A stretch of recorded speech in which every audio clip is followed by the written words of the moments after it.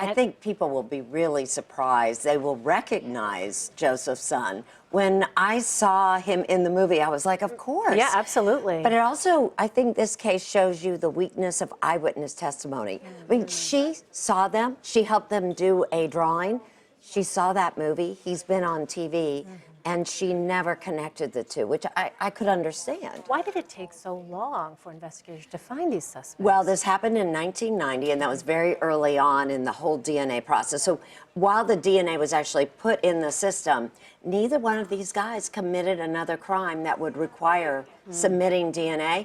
And then, but to me, think about the chutzpah. I don't know any other word that's better for that, that Joseph's son then would take this high-profile part in a movie and think he would not get recognized. It's a really interesting case. And then, of course, the twist about, so DNA finally finds them. That's the great thing. The bad news is, because most crimes where someone survives do not have this unlimited statute of limitations, they had to find something to charge these guys or let them go. What made Victoria want to come out now and share her story? She's still not using her real name because one of these men will be released, you know, in the near future, and she doesn't want anyone to really know where she is. I think she feels it's really important for other prosecutors to know in case DNA takes a long time to track someone down. She is the most incredible person. The more you hear her talk, the more you just love her. She has an amazing resilience. So I'm really glad she finally decided to come and talk about it. And she's seen little bits of it, not the whole thing.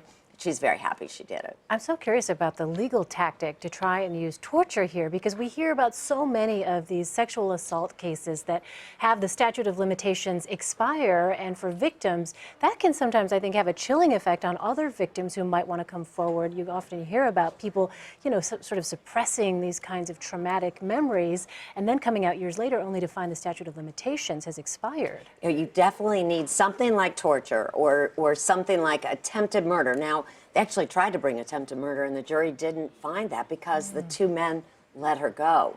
So, yes, so you do. It's a very, very tough thing. And it was very lucky that this DA, he told me he was only a weekend away from considering dropping charges till they found the torture charge. Wow, it's an incredible story. Erin Moriarty, thank you so much for being with us. Looking forward to it.